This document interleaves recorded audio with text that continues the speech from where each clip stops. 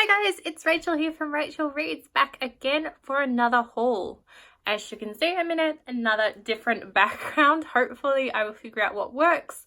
This has some nice natural light coming through, so hopefully it'll be a little bit better, but you know, we never know. What I'm going to be doing today is a haul. It is going to be an op shop, thrift store, secondhand book haul. So secondhand book haul. All of these books I picked up today, and I spent about $35 for all of these books. There are a couple that were gifted to me by my grandmother that she picked up from her retirement village, and I will say which ones they are. Let me just show you how many books there are. I wasn't given a bag to carry these. It was raining outside, so I've got them like stacked, if you can imagine, like a pile, but down to about here, stacked, trying to carry them out in the rain, and I was so worried that I was going to drop them in a big puddle, but you know, I didn't. I got them here, and then I put them on my passenger side seat in my car, and they just kind of scattered everywhere, so I had to go and use a bag to get them because there was no way I was going to get them back into the house.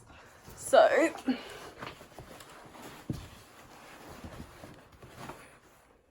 you can see that giant bag there, full of books. Okay, and I'm going to get started. And I might even just start with those first 3 books that were gifted to me by my grandmother, because that'll just be nice and easy to get them out of the way. But before we do that, let's count and see how many I have. Okay, so I bought 18 books, and then I have 3 that were gifted to me. So 18 books for $35, you know, $1.50 a book or whatever that is. My maths is not great, but that's pretty reasonable considering how much money you spend. You know, $35, you probably get 2 books at Kmart, maybe 3, depending on how good your bargain hunting is. So let's get straight into it. Just gonna put this over here. So the 3 books that I have that my grandmother gave me, the first one that I have is The Phillip Island Murder, and that's by Vikki, Petratis and Daley. So this is a true story. See, there's a little bookmark in here from when my grandma read it. So this is a true story about a murder in Phillip Island. So if you're not familiar with Australia, Phillip Island is a little rural island in the south of Victoria, about an hour and a half south of Melbourne. And my sister actually happens to live there. So my grandmother thought this would be really interesting for me to read. It's really quite short. So this book is about a woman who was brutally stabbed. So she was 23 years old and she was found in her home. And then the girlfriend of her husband, so the woman that her husband was having an affair with, her car was found abandoned on the bridge that connects Phillip Island to the mainland, and it's believed that she jumped. So this it says here on the back that this is the story about why this woman might have killed her husband's wife, and about the investigation and the coroner's inquest into that.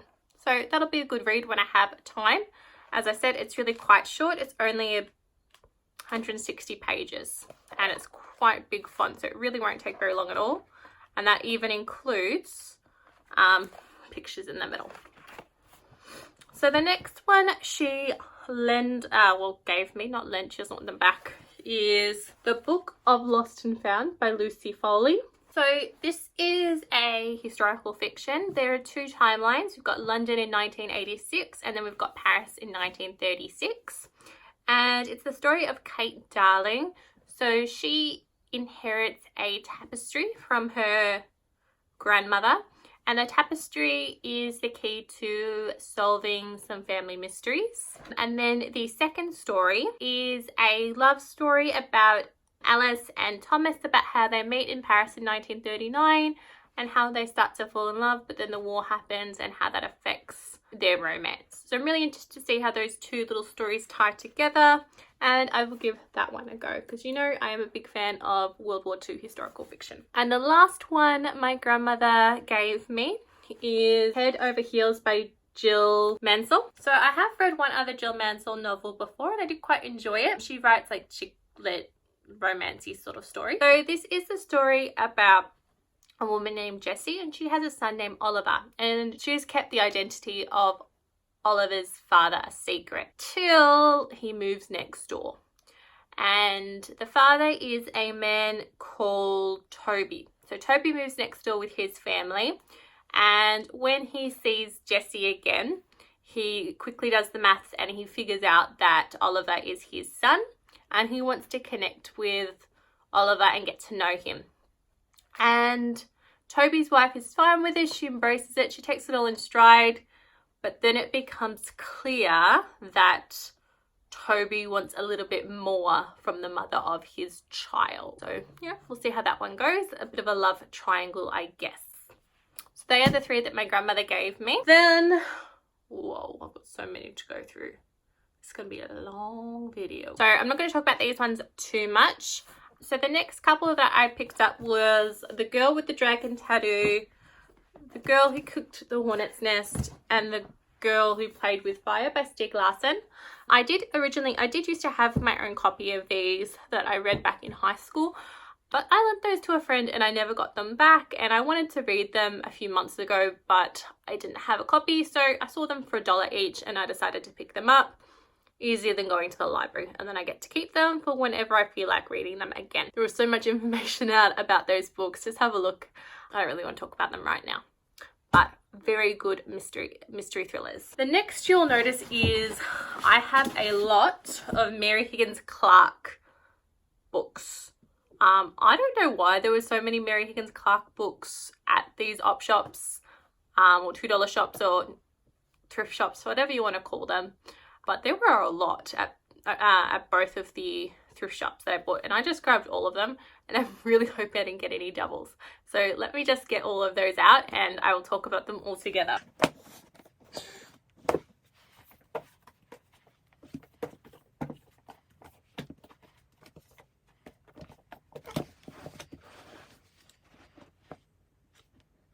So I picked up 7 Mary Higgins Clark books. And luckily, it doesn't seem like any of them are repeats. Yes. Okay, so I'll show you all of them. Okay, so that's them there. That's all them. There's one in the middle there that you can't really see. But that's all the Mary Higgins Clark books that I've got. And I'll go through them individually in a second. But I picked these up because I hauled in either my May or June haul. I don't remember. All by myself alone, and that looked really good. I recognized the author, so I figured I'd just grab them and see how they go. For $1, can't really go wrong. So all 7 of these would have been cheaper than the brand new one that I have over on my bookshelf. So the first one that I have is Guess Where the Beauty Mask and Other Stories. So this is a collection of short stories, which I didn't realize when I purchased it. I'm not a huge fan of short stories. I find I don't get really invested into the story. I really like to get to know my characters and get to know the plot. But, you know, when I have some time and I'm feeling like a short story, I might give this one a go. The next one that I got by Mary Higgins Clark is Just Take My Heart. It looks a bit freaky there with, you know, a woman holding some scissors. I'm assuming it's a woman. They look like very feminine hands. And I was just reading the synopsis of this and it sounds a little bit confusing, to be honest. So there is a woman called Natalie Raines, and she is found dying from a gunshot wound in her home. And it is believed that her husband, Greg Aldrich, is the person that killed her. But nobody realizes that just 2 days beforehand, Natalie actually ran into the person that killed her roommate several years ago. So no charges are brought against Natalie's husband until 2 years later, when a man claims that Natalie's husband had tried to hire him to kill her. And at this point, he is arrested and he goes to trial. Now, the prosecutor is a woman named Emily Wallace, and she has all sorts of personal issues. She's a widow and she lives alone, and she makes the Stieg to trust her neighbour who has a violent history, and she gives him a key to her house so he can take care of her dog when she's working long hours. And she has a heart transplant, and that somehow comes out in the trial. And yeah, somehow the attorney, Emily, she has her life put at jeopardy, and I'm really not sure how this one's going to play out, but you know, I'll give it a go. The next one that I picked up was The Lost Years. This is the only smaller copy. So this is a mystery. So there is a robbery from the Vatican centuries ago, and documents were stolen, and somehow these documents fall into the hands of Dr. Jonathan Lyons. And he is stunned, and he shares his discovery with a few select friends.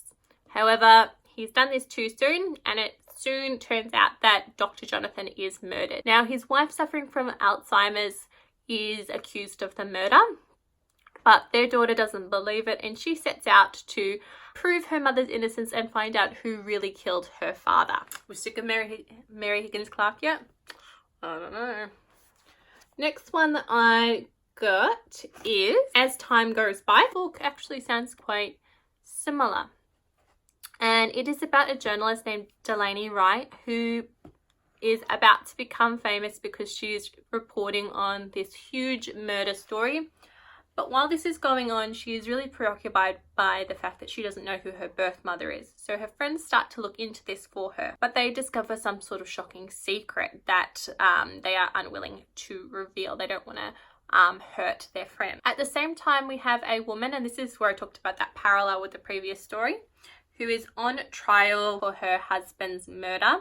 She's also a Alzheimer's victim, and her lawyer tries to convince her to take a plea bargain, but this woman refuses because she doesn't want to plead guilty to something that she didn't do. And as the evidence starts to mount up against this woman, Delaney is convinced that she is innocent and tries to prove her innocence before it's too late. Okay, give that one a go. Okay, I've got 3 more Mary Higgins Clark books. Whew. The next book that I picked up by Mary Higgins Clark is I'll Walk Alone. You can see that here. This book sounds like a movie that I saw, Double Jeopardy, with Ashley Judd. I don't know how similar it will be. Just from the synopsis, it sounds quite similar. But it's the story of a woman named Alexandra Morland. And 2 years after her son is kidnapped in Central Park in New York, her life really begins to unravel. So 2 years, as I said, 2 years later, photographs show up which accuse Alexandra of kidnapping her own son. And then her bank accounts are drained and some weird things start happening, and her reputation as an architect begins to start being challenged, and her ex-husband is attacking her, and someone is clearly trying to steal her identity. So Alexandra is sustained only by the belief that her son might still be alive and she might be able to rescue him, even though she's being attacked by all fronts, by her ex-husband, by business rivals, by all of these things happening. And she is determined to find out who is behind whatever is happening to her, even if it puts her at jeopardy. So that's that one. 2 more. The next one that I picked up is The Sleeping Beauty Killer. So this story is about a woman named Casey Carter, and 15 years ago she was convicted of murdering her husband. Seems to be a frequent theme in these books, I think. So she was convicted of murdering her husband 15 years ago, and she served time in prison. But she maintains her innocence, and when she gets out of prison, she has a hard time. She gets strange looks from everybody. She's not able to get a job. Even her mother doesn't believe her. And then she is asked to go on to a TV show where they claim that they will prove her innocence, if she actually is innocent. Anyway, one more Mary Higgins Clark. Last Mary Higgins Clark book that I picked up is You Don't Own Me. And this is a collaboration with Alafair Burke. Okay, this is getting ridiculous. This plot sounds almost the same as the last one, but never mind. This is what happens when you randomly pick books and you don't go through them. So this is the story of a woman named Kendra Bell, and she's married to a doctor. So Kendra gave up her budding medical career to take care of her. Martin suspects that Kendra has an alcohol problem, and their marriage is kind of in the rocks. Until ... Can you guess what happens? Martin is shot dead. And who do you think the suspect is? If you said Kendra, you would be right. So she's suspected of killing her husband and she needs to prove her innocence. But to compound this, Martin's parents think that she's guilty and they try to take her custody of her children. So what can Kendra do? She must turn to the under suspicion team to prove her innocence. I don't know when I'm going to read all those because they sounded very similar, but I might look on Goodreads and see which one has the highest rating and, you know, just slot them into my TBR. I don't know why I'm shaking my head. Okay, so I really don't have that many more books. Clearly, most of them were Mary Higgins Clark books. But I have... I really like my lipstick colour. What do you think? Anyway, I have 1, 2, 3, 4, 5, 6, 7, 8 more books. I'm going to talk about this one first, Molly's Game. So I have already read this. I read it on an ebook. It was $1 and I decided to pick it up so I'd have a hard copy. It is the biography of a woman named Molly Bloom, who is known as the Poker Princess. So Molly Bloom is essentially known for organising a game of poker, and she became a millionaire and then was indicted by the government. Not a bad read, nice and quick and easy. I just wanted to pick it up because I like having the books that I've read. You know how we thought we'd done all the Mary Higgins Clark books. Dun dun dun dun dun dun.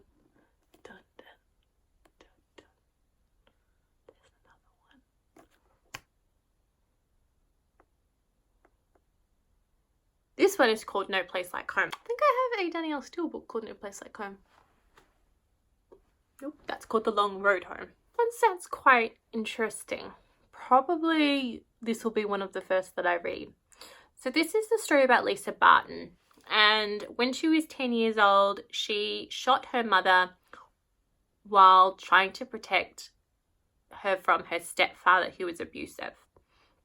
Now, her stepfather claims that Lisa shot her mother on purpose, but the courts rule it as an accident. So Lisa is then adopted by a new family and they change her name to Celia. So Celia grows up and she becomes a very successful interior designer, and she marries an older man and they have a son together. So before they get married, Celia tells her husband everything, and then he dies. Before he dies, he makes Lisa, Celia, whatever you want to call her, swear that she will never tell anybody else because he doesn't want their son to face the stigma of what his mother had done. So after her husband dies, she remarries, and her new husband surprises her with a house. Guess what house that is? If you said the house where Lisa killed her mother, you would be correct. So she moves into this house with her new husband who does not know her history, and it becomes clear that somebody in the new town knows who she is and knows what she did. Then the real estate agent who sold them the house is brutally murdered, and Celia is first on scene and she is accused of the murder. So she is fighting to protect her innocence, but somehow she and her son are now in danger and they are targets of a killer. So, you know, a bit of a different story, and that one actually sounds pretty interesting, I think. And that was No Place Like Home. The next book that I'm going to talk about is Skin Deep by Gary Kemble. And this is a story about a man named Harry, not Gary, Harry Hendrick, who wakes up with a hangover and a strange symbol that's tattooed on his neck. And he shrugs it off and thinks, you know, I must have just got drunk last night. It was a big bad night. But then suddenly more tattoos start appearing and he starts having visions of war-torn Afghanistan and bikies and people that he doesn't know and murders and bar fights and of a mysterious woman. So Harry starts to dig deeper and his search leads him to Jess McGrath.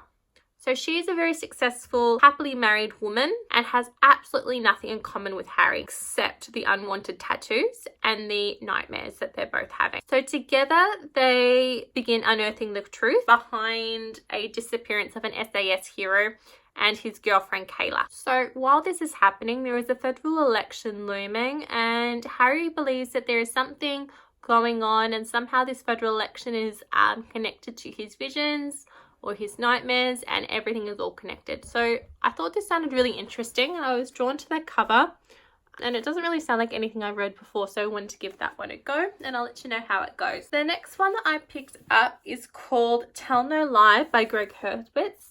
And I think that I've actually seen this around a few times, which is why I picked it up.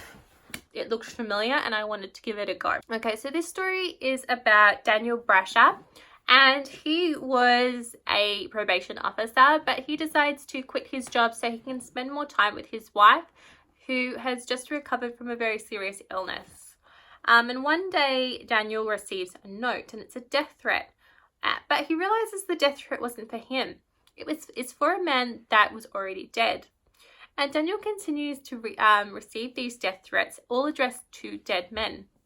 But one day, Daniel receives a note that is addressed to him. And he needs to start figuring out who is trying to kill, who is sending him these notes before he is the next to die. No? Thought it sounded interesting, and I'll give that one a go. I've got 3 more. This next one I picked because I thought it was a really pretty cover and a really pretty spine, and it was in really good condition.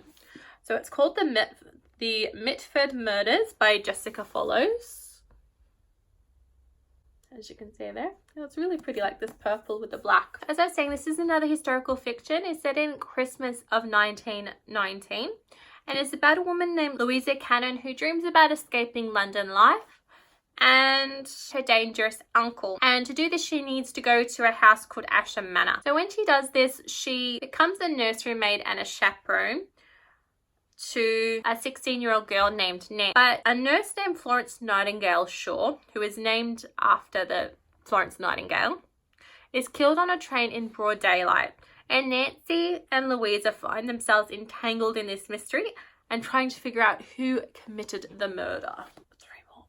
This one is called Left to Die by Lisa Jackson. So this is a book about Gillian Rivers, and she wakes up and she is trapped in a mangled car, and a stranger comes to her rescue. But something about him is strange, and it sets Gillian on edge. And while she is lying out there in the Montana woods, she becomes truly terrified.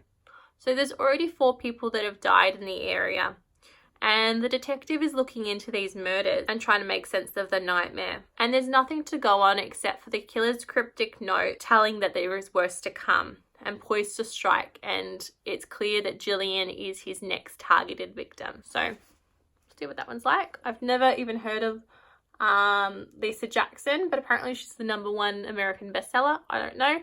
I'll let you know how that book goes. Next one I picked up, there's $3 there, but I paid $1 for this for a hardback in pretty good condition. And this is called The Loop by Nicholas Evans, and it's by the same author as The Horse Whisperer. I haven't actually read The Horse Whisperer, but I love the movie, and that's why I picked this one up. So this is the story about a woman who is trying to save a pack of endangered wolves when they are being hunted down by a town.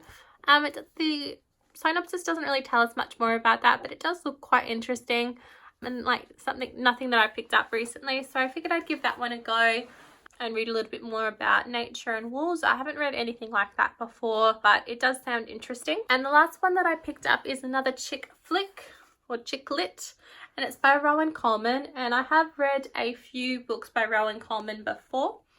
And this is called The Happy Home for Broken Hearts. The Happy Home for Broken Hearts is about a woman named Allie Woods, and she is a widow, and she is really struggling to make ends meet as an editor, and she decides to rent out her spare bedrooms to a lot of quirky people, and I'm guessing it's about their interactions and their lives and their stories. So it won't be the first book that I read, but it will be up there, so we'll see how that one goes. So that is all of the books that I picked up at the op shops today. So the 2 op shops that I visited were the Salvation Army and St Vincents. Both were quite good. I thought that Salvation Army had a lot more books, but St Vinny's was cheaper. So it's always good to have a look. They had so many books, but I just didn't have time to spend looking at them all. I have so many books on my TBR at the moment, so I probably won't be going back anytime soon. But the next time I do, please let me know if you'd like me to, you know, vlog my experience or do another book haul. And let me know if you like these sorts of thrift store book pickups, or if you like the more traditional book hauls, or if you would just like them all to be combined, or no more book hauls at all. I really quite like looking at what people shop for, but let me know what you think. Thanks for watching. Please subscribe. Don't forget to check out all of my other hauls. Thank you and goodbye.